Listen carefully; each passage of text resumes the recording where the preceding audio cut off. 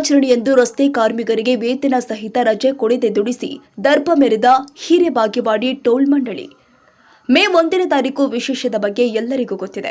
ಕಾರ್ಮಿಕರ ದಿನಾಚರಣೆ ಅಂತ ವಿಶೇಷವಾಗಿ ಅಂದು ಎಲ್ಲ ರೀತಿಯ ಕಾರ್ಮಿಕರಿಗೂ ವೇತನ ಸಹಿತ ರಜೆ ಘೋಷಿಸಿ ರಾಜ್ಯ ಹಾಗೂ ಕೇಂದ್ರ ಸರ್ಕಾರಗಳು ಆದೇಶ ಹೊರಡಿಸಿ ಅದನ್ನ ಪಾಲಿಸಿಕೊಂಡು ಬಂದಿದೆ.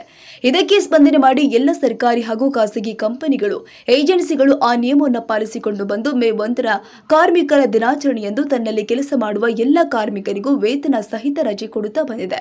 ಆದರೆ ಅದ್ಯಾಕೋ ಏನೂ ಗೊತ್ತಿಲ್ಲ.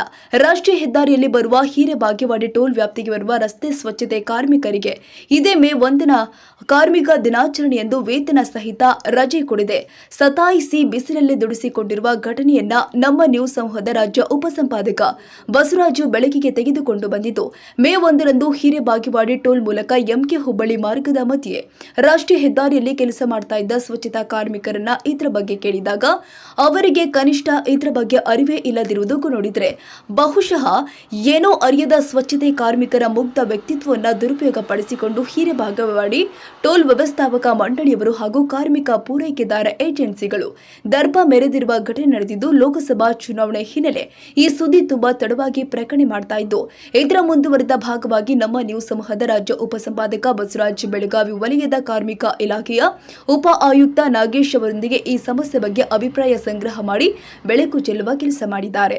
ಇನ್ನಾದರೂ ದರ್ಪ ಮೆರೆದ ಕಾರ್ಮಿಕರನ್ನ ಪೂರೈಕೆ ಮಾಡಿದ ಏಜೆನ್ಸಿ ಹಾಗೂ ಹಿರೇಬಾಗೇವಾಡಿ ಟೋಲ್ ವ್ಯವಸ್ಥಾಪಕ ಮಂಡಳಿ ಮೇಲೆ ಕ್ರಮವಾಗುತ್ತಾ ಕಾದು ನೋಡಬೇಕಾಗಿದೆ.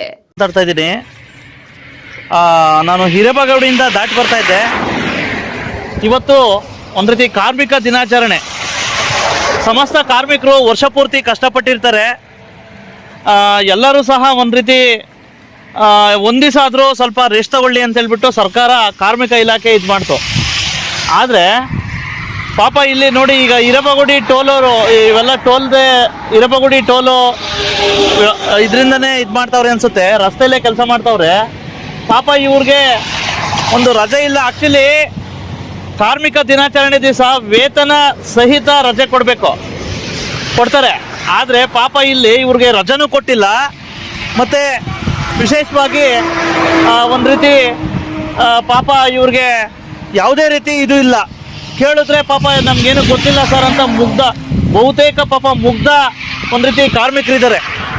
ಆಯಿತಾ, ಆ ಕಾರ್ಮಿಕ ಇಲಾಖೆ ಅಧಿಕಾರಿಗಳು ದಯವಿಟ್ಟು ನಿಮ್ಗೇನಾದ್ರು ಸ್ವಲ್ಪನಾದ್ರು ಮಾನವೀಯತೆ ಇದ್ದರೆ ದಯವಿಟ್ಟು ಇಂಥ ಕಾರ್ಮಿಕರ ಹಿತಾಸಕ್ತಿ ಕಾಯಿರಿ.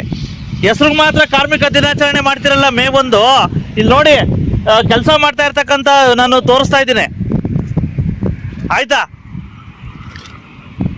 ಹಾಗಾಗಿ ದಯವಿಟ್ಟು ಆ ಟೋಲ್ ವ್ಯವಸ್ಥಾಪಕರಿಗಂತೂ ಬರೀ ಕೆಲಸ ಮಾಡೋದು ಬಿಡ್ರಿ, ಒಂದು ದಿವಸ ಆದರೂ ಪಾಪ ವೇತನ ಸಹಿತ ರಜೆ ಇದು ಮಾಡಿ ಕಾರ್ಮಿಕರನ್ನ ಶೋಷಣೆ ಮಾಡೋದು ಬಿಟ್ಬಿಡಿ. ಗೊತ್ತಾಯ್ತಾ? ನಮಸ್ಕಾರ, ನಾನು ಬಸವರಾಜ್ ಮಾತಾಡ್ತಾ ಇದ್ದೀನಿ, ಪತ್ರಕರ್ತರು. ವಿಶೇಷವಾಗಿ ಸರ್ಕಾರ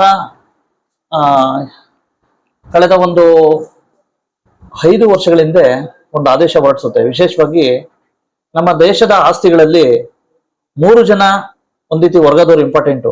ಒಂದು ರೈತ, ಒಂದು ಸೈನಿಕ, ಒಂದು ಶ್ರಮಿಕ, ಮತ್ತೆ ಕಾರ್ಮಿಕ. ವಿಶೇಷವಾಗಿ ನಾನು ಮಾತಾಡ್ತಕ್ಕಂಥ ಹೊರಟಿರ್ತಕ್ಕಂಥ ವಿಷಯ ಏನಪ್ಪಾ ಅಂತಂದ್ರೆ ಕಾರ್ಮಿಕ. ಈ ಕಾರ್ಮಿಕ ವರ್ಗಕ್ಕೆ ಇತ್ತೀಚೆಗೆ ಕಳೆದ ಒಂದು 5 ವರ್ಷಗಳ ಹಿಂದೆ ಒಂದ್ ರೀತಿ ವೇತನ ಸಹಿತ ಒಂದ್ ರೀತಿ ರಜಾ ಕೊಡ್ಬೇಕು ಕಾರ್ಮಿಕರಿಗೆ ಅಂತ ಹೇಳ್ಬಿಟ್ಟು ಸರ್ಕಾರ ಆದೇಶ ಹೊರಡಿಸ್ತದೆ. ಬಹುಶಃ ಮತ್ತೆ ಭಾಗಶಃ ನಾನು ಯಾಕೆ ಹೇಳ್ತಾ ಇದ್ದೀನಿ ಅಂದ್ರೆ, ಇತ್ತೀಚೆಗೆ ಸಾಕಷ್ಟು ಕೆಲವು ಕಂಪನಿಗಳು ಮತ್ತೆ ಖಾಸಗಿ ಕಂಪನಿಗಳು ಮತ್ತೆ ಸರ್ಕಾರದಲ್ಲಿರ್ತಕ್ಕಂಥ ಎಲ್ಲರೂ ಪಾಲಿಸ್ತವ್ರೆ.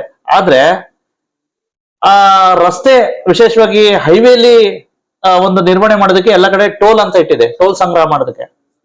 ಆ ಟೋಲ್ ಸಂಗ್ರಹ ಮಾಡೋದ್ರಲ್ಲಿ ಪರ್ಟಿಕ್ಯುಲರ್ ನಾನು ಹೇಳ್ತಾ ಇರ್ತಕ್ಕಂಥದ್ದು ಒಂದು ಬೆಳಗಾವಿ ಜಿಲ್ಲೆಯ ಬೆಳಗಾವಿ ತಾಲೂಕಿನ ಒಂದ್ ರೀತಿ ಹಿರೇಬಾಗೇವಾಡಿ ಅಂತಕ್ಕಂಥ ಒಂದ್ ರೀತಿ ಟೋಲ್ ವ್ಯಾಪ್ತಿಗೆ ಅಲ್ಲಿ ಕೆಲವು ಖಾಸಗಿ ಕಂಪನಿಗಳಿಗೆ ಗುತ್ತಿಗೆ ಕೊಟ್ಟಿದ್ರಂತೆ. ಆ ಒಂದು ಕಂಪನಿಗಳ ಮುಖಾಂತರ ಒಂದ್ ರೀತಿ ಕಾರ್ಮಿಕರನ್ನ ಪೂರೈಕೆ ಮಾಡಲಾಗಿದೆ. ನಾನು ಅವತ್ತು ಅಚಾನಕ್ ಆಗಿ ಹಿರೇಬಾಗೇವಾಡಿಯಿಂದ ಒಂದ್ ರೀತಿ ಎಂಕೆ ಹುಬ್ಬಳ್ಳಿ ಮಾರ್ಗವಾಗಿ ಬರ್ತಾ ಇದ್ದೆ.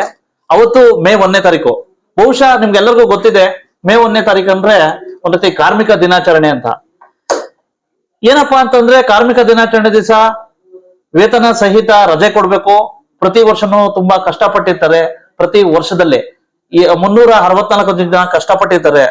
ಹಾಗಾಗಿ ಒಂದ್ ದಿವಸ ಆದ್ರೂ ರೆಸ್ಟ್ ತಗೊಳ್ಳಿ, ಅವ್ರ ಫ್ಯಾಮಿಲಿ ಜೊತೆ ಬೆಳಿಲಿ ಅಂತ ಹೇಳ್ಬಿಟ್ಟು ಹೀಗೆ ವಿವಿಧ ಆಯಾಮಗಳಲ್ಲಿ ರಜೆ ಕೊಟ್ಟಿರ್ತಾರೆ. ಆದ್ರೆ ಬಹುಶಃ ಆ ಕಾರ್ಮಿಕ ಇಲಾಖೆ ನಿಯಮಗಳನ್ನ ಉಲ್ಲಂಘನೆ ಮಾಡಿದ್ರೇನೋ ಅನ್ನಿಸ್ತಾ ಇದೆ.